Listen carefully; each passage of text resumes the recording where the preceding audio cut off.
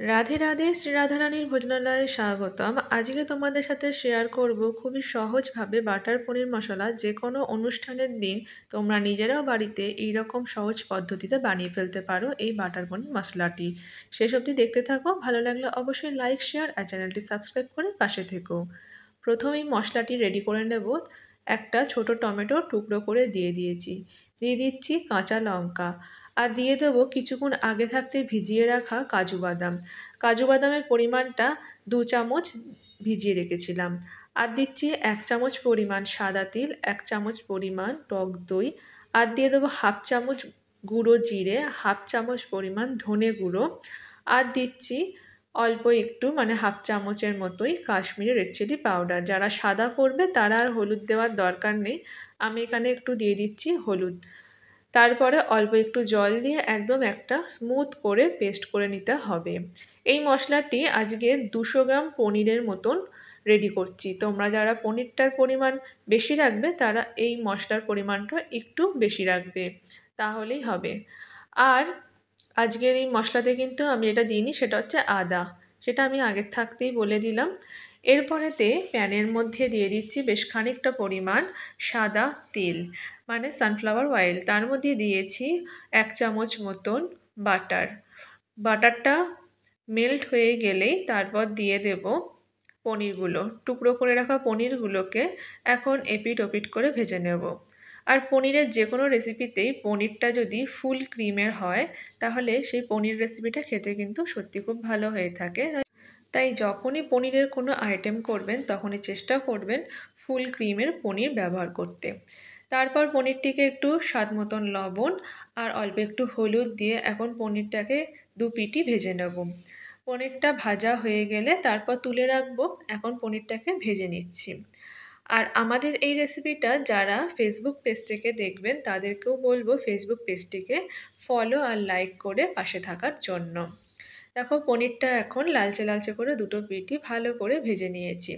যেহেতু পনিরটা আমার এখানেতে ফুল ক্রিমের পনির ছিল, তাই আমি কিন্তু পনিরটা ভেজে তুলে রাখার পর কোনো রকম গরম জল বা কোনো রকম জলেতে কিন্তু ভিজিয়ে রাখিনি, দরকার পড়ে না। এরপর একটা প্যানের মধ্যেই দিয়ে দিচ্ছি বেশ খানিকটা পরিমাণ সাদা তেল, তার সাথে দিয়ে দিলাম আবার ওই বাটার। ভালো করে গলে গেলেই তারপর দিয়ে দেব একটুখানি গোটা জিরে, অল্প একদম গোটা জিরেটা দিয়ে দেব। এরপর 30 সেকেন্ড মতন গোটা জিরেটাকে একটু নেড়ে চেড়ে নিয়ে তারপর দিয়ে দেবো বেটে রাখা মশলাটি। আমি এখানেতে তেল আর মাখনটা যখন খুব ভালোভাবে গরম হয়ে গেছে আমি গ্যাসের ফ্লেমটা বন্ধ করে দিয়েছি, কারণ মাখনটা যদি গন্ধটা উড়ে যায় তাহলে কিন্তু আর বাটার মশলার সেই স্বাদটা হবে না। তাই বাটারটা গলে গেলেই তারপর গ্যাসের ফ্লেমটা একদম কমিয়ে রাখতে হবে, যেন খুব বেশি গরম না হয়ে যায়। এরপর মশলাটি দিয়ে দিলাম। এরপর খুব ভালোভাবে নেড়ে চেড়ে এখন রান্নাটি করে নেব, যেন মশলার মধ্যে কোনো রকম কাঁচা গন্ধ না থাকে। আর মশলার মধ্যে সমস্ত মশলাই আমি এখানে দিয়ে দিয়েছি, বাকি কিছু নেই। শুধুমাত্র স্বাদ মতন লবণ আর স্বাদ মতন চিনিটাই ব্যবহার করব। তাই এখানেতে স্বাদ মতন লবণও দিয়ে দিলাম আর অল্প একটু চিনিও দিয়ে দিয়েছি। এখন খুব ভালোভাবে মিশিয়ে রান্না করে নিয়েছি আর তেলটাও ছেড়ে এসছে। এবার ব্যবহার করব উষ্ণ গরম জল। আর ওই উষ্ণ গরম জলটাই মশলা ধোয়া বাটির মধ্যে দিয়ে একবারে দিয়ে দিলাম। এখন খুব ভালো করে এটা মিশিয়ে নেব।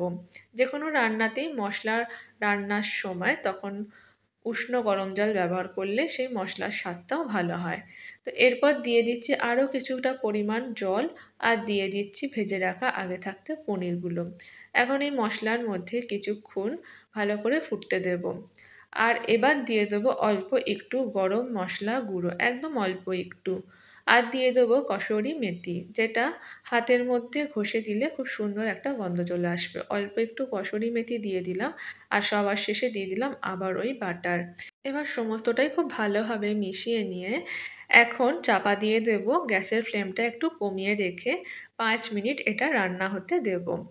তারপর 5 মিনিট পর ঢাকনা খুললে রেডি হয়ে যাবে পনির বাটার মশলা। একদম ঘরোয়া উপকরণ দিয়ে ঘরোয়াভাবেই এই পনির বাটার মশলাটা কিন্তু কোনো অংশেই স্বাদের কিন্তু একদম কম হয় না, খেতে কিন্তু দারুণ হয়ে থাকে।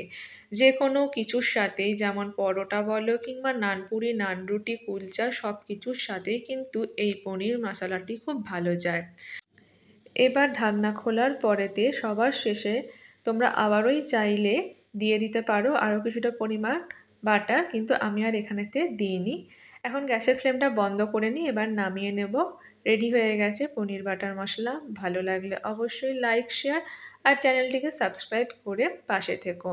আর যারা আমার এই রেসিপিটি ফেসবুক পেজ থেকে দেখবে তাদেরকেও অনুরোধ রইল ফেসবুক পেজটিকে লাইক ও ফলো করে পাশে থাকার জন্য। রাধে রাধে।